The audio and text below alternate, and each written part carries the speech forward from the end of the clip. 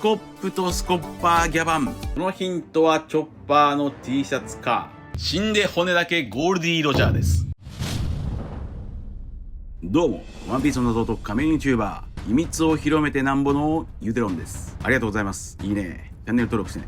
今回は週刊少年ジャンプ2025年11号、ワンピース最新話1139話、山ぐいを考察していきます。この1139話ではついに出ました。ヤーさんことスコッパーギャバン。原作では27年前の1998年19話で初登場し、その名前は13年前、2012年発売のディープブルーで明かされたロジャー海賊団3人目の男、スコッパーギャバンです。一緒に考えていきましょう。よろしくお願いします。まずはいつものように1139話の予想を振り返りましょう。こちらです。1139話の類似話数は39話、139話、1039話です。1139話の類似話数には刃が刺さる音、ザクのイメージがあります。例えば39話のザク、139話のザク、1039話のザク。すると1139話でもザクッと誰かに刃が刺さりそうです。はい、先週の予想はまるでダメ。一つも当たりませんでした。久しぶりの0点でした。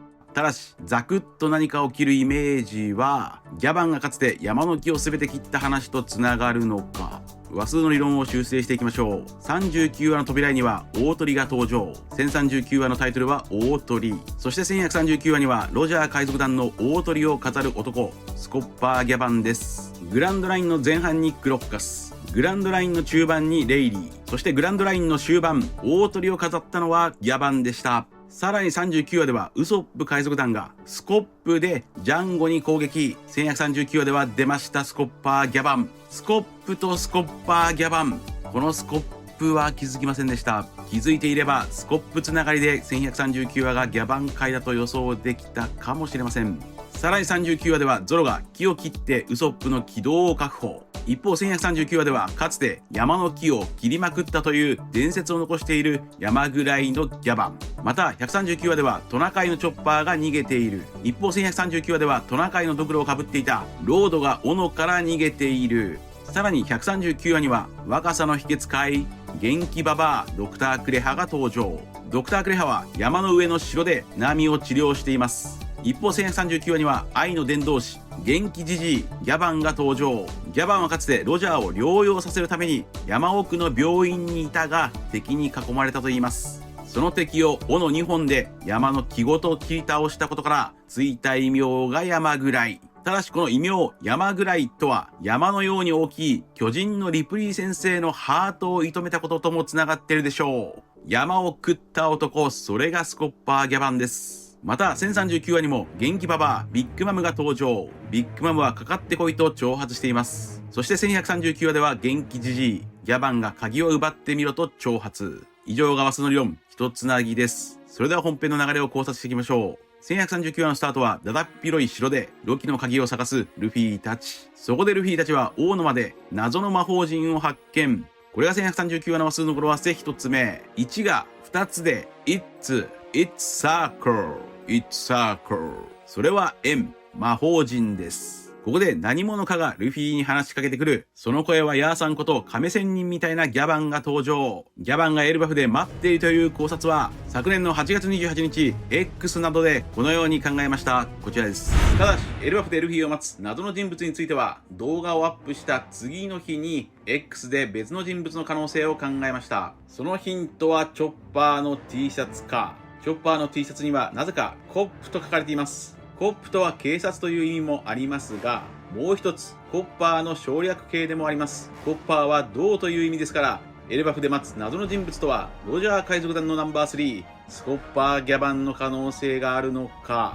はい、やはりチョッパーはコッパーの伏線だった。金のゴールドがゴールドロジャー、銀シルバーがシルバーズレイリー、銅コッパーがスコッパーギャバンです。となるとロジャー海賊団たちはグランドラインの前半中盤後半に配置されていますから、もしかするとグランドラインのゴールにはやはりゴールディ・ロジャーがいるのか。4年前ロジャーは死刑台では死んでおらずラフテルに一人舞い戻ってそこで死んだと考えました。こちらです。ロジャーをイメージさせる海賊旗が本編で初めて特別に語られたのは42話。話数の語呂合わせは死人です。ここでは海賊旗の話とルフィが料理人より先に音楽家が欲しいと言っています。音楽家といえばご存知、死んで骨だけブルックであり、ブルックといえばビンクスの酒、ビンクスの酒といえばどうせいつかは誰でも骨よ。果てなし、あてなし、笑い話であり、笑い話といえばラフテルです。42話ではウソップが仲間になり、麦わらの一味の海賊旗を制作していましたが、その少し前の40話でウソップは本物の海賊になるんだ。理由は一つ。海賊旗が俺を呼んでいるからだ。それはまるでロジャーが俺を呼んでいるという意味に聞こえます。ウソップの嘘や言葉は高確率で実現します。ということは、ラフテルでロジャーは待っているのでしょうか。そのように考えると、長年連れ添ったレイリーがロジャーの最後を見にローグタウンへ行かなかった理由や、ロジャーの墓がない理由も納得がいきます。そしてこれはレイリーだけではありません。ロジャーの処刑を見に行ったロジャー海賊団は、ゼロ話を見るに見習いだったシャンクスとバギーだけです。通常、いくらロジャーが自首をしようとも、そこで死ぬのなら見に行くはずです。さらにクロッカスや白ひげのセリフも不自然です。クロッカスは双子岬で、あいつらは我々の待ち望んだ海賊だろうか。なんとも不思議な空気を持つ男だ。なあ、ロジャーよ。と、死んでいるロジャーに語りかけていました。そして白ひげも、お前じゃねえんだロジャーが待ってる男は。少なくともティーチ、お前じゃねえ。と言っていました。これらは比喩ではなく、まるでロジャーがゴール地点、最後の島ラフテルで本当にルフィを待っているかのように聞こえます。そろそろ話をまとめましょう。ロジャーには死んでいるという描写や伏線と死んでいないという描写や伏線の2つが存在しています。レイリーや光月おでんの涙、ローランドとの表裏、ロジャーの墓はない、キャプテンクロの伏線、海賊旗、ジョリー・ロジャーの死と再生、ウソップのセリフ、白ひげのセリフ、ビンクスの酒。これらから僕ユデロンが考えるロジャーの秘密。それは、死刑台では死んでいない。ロジャーが死んだのはラフテル。ラフテルでロジャーの骨が待っている。死んで骨だけゴールディ・ロジャーです。このような考えにたどり着きました。ラフテルには骨と化したロジャーが待っており、それはブルックが伏線となっていると考えます。ブルックが持っている空島のトーンダイヤルのように、骨となったロジャーはトーンダイヤル、またはビジョンダイヤルがそこにあるのではないでしょうか。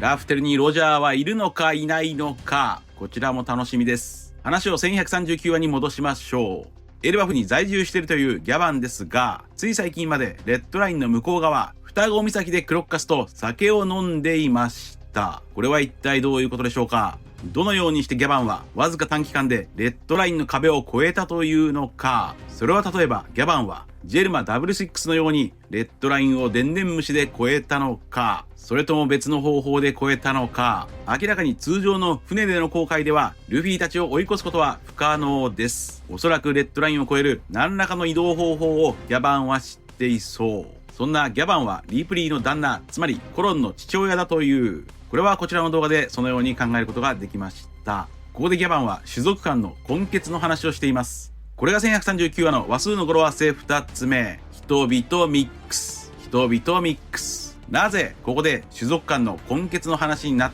たのか。これは前回の新天ハーレーで語られた半月の人、つまりはおそらく D の一族とつなぎ合わせているのか。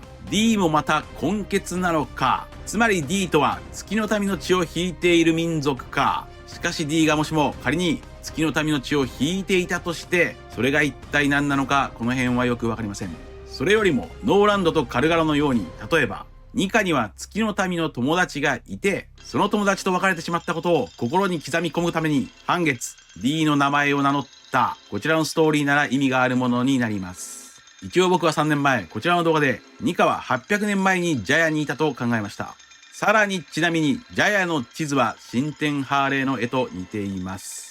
そんな D とは半月の人だと解釈できそうですが、それでも D とは引き続きドーンの頭文字だと考えます。なぜなら新天ハーレーの予言の言葉は明らかに夜明けドーンを待ちわびる内容だったからです。脱線しましたが本編に戻りましょう。ギャバンはワノ国がかなりお気に入りのようです。もしかすると古代兵器プルトンを復活させるため、あるいはギャバンの盟友光月おでんの願いを叶えるために、ギャバンはルフィたちと一緒にワノ国へ行くのでしょうか。そんなギャバンは自らを愛の伝道師と呼んでいます。これが1139話の話数の語呂合わせ3つ目。アイビーサーク。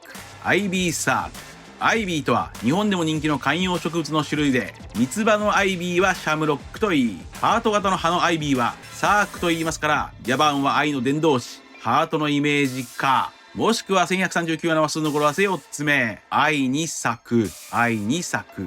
愛に咲く男、スコッパーギャバンでしょうか。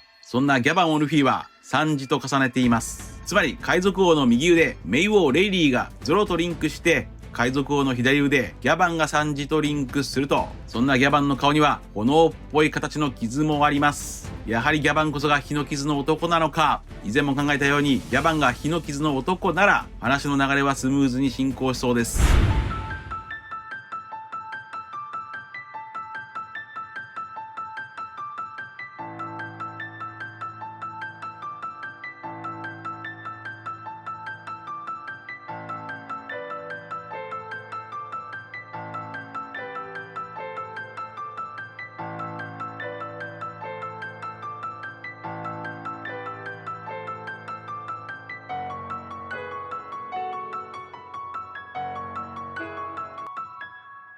ここでルフィはギャバンにロキの鍵を探していることを話すと、ギャバンはロキが暴走したらシャンクスのようにお前は止められるのかとルフィに問いただしますが、ルフィはそんなことは聞いていません。そんな話を聞かないルフィに今度はギャバンがロジャーを重ねています。そんなギャバンはロードに玉座を押せと言うと、なんと玉座の下に隠し階段を発見。まるでドラクエ1の竜王の城のトリックのように。これが1139話の話数の語呂合わせ5つ目。いいトリック。いいトリック。3は英語のトリオの鳥です。ちなみに3年前、エルバフ編とはドラクエのイメージだろうと考えました。そんな隠し階段を降りると、そこは空っぽの宝箱の部屋でしたが、一つだけロキの鍵が置いてあります。その鍵を手にしたギャバンは、この鍵奪えるか。ロキを解放したいならお前の実力を示せとギャバンがルフィの前に立ちはだかりました。以上が1139話の流れの考察ですが、この1139話は前回の新天ハーレーの次に描かれた回ですから、城の地下にあった空っぽの宝箱と一つの鍵はなんとなくワンピースの正体を想起させます。空っぽなんだろう。宝は空っぽだけど何かの解放の鍵がある。それがワンピースの正体だったりするのでしょうか。また1139話の扉絵ではウルティとページワンがフーズ風にやられそうになっています。これも以前考えたようにヤマトが2人を助けてヤマト、ウルティ、ページワンで新百獣海賊団が結成される流れか。続いては次回1140話の展開を話数の理論から予想していきましょう。1140話の類似話数は40話、140話、1040話です。40話はウソップ海賊団、語呂合わせは指令。ウソップは3人の部下に最後の指令、解散を言い渡す。そしてこの40話でウソップはケルベロスだ、追い払えとケルベロスに言及していますから、1140話の最後にもケルベロスことシャームロックがエルバフの子供を狙って登場しそうです。次に140話は雪の住む城、語呂合わせは人知れず。雪が入り込んでいるのに城の扉を閉めないチョッパー。その理由は人知れず。チョッパーは密かに扉の上にある鳥の巣を守っていました。そんなチョッパーをルフィとサンジが城中を追いかけていますから、1140話でもルフィは城中を駆け巡ってギャバンを追いかけそうです。次に1040話は新世代の耳に念仏。語呂合わせは0を前につけて落とし穴。そして落としないの2つでしょう。ビッグマムの声をローが消して無音のままマグマの落とし穴に落としています。ここと繋がるなら1140話はやはり新世代のルフィ VS 旧世代のギャバンの戦いか。そんな1140話の話数の語呂合わせ予想は人々試練。ギャバンの試練に新世代のルフィたちが挑むでしょう。人、ひよは、いいしは、ギャバンは高齢のためそんなには体力はない。ギャバンは体力よりも技術で応戦していくのか。意表。そんなギャバンの攻撃はかなり意表をついたものでしょうか。例えばそれは類似話数のつながりから落とし穴を使う可能性もあります。そんな島食いならぬ山ぐらいのギャバンをルフィたちはまっすぐ倒すことができるでしょうか。以上が1140話の展開予想ですが、いよいよ1142話から1144話が近づいてきました。これらの回の予想は X などで1年以上前から予想しています。こんな感じです。1142話の類似話数は42話と142話と1042話です。42話ではルフィが海賊記を描く。142話でも海賊記が登場。1042話ではルフィが死んだ。つまり1142話でも死人が現れそう。それは海賊記ジョリー・ロジャーか。そしてさらにその次の次、1144話は2課の回でしょう。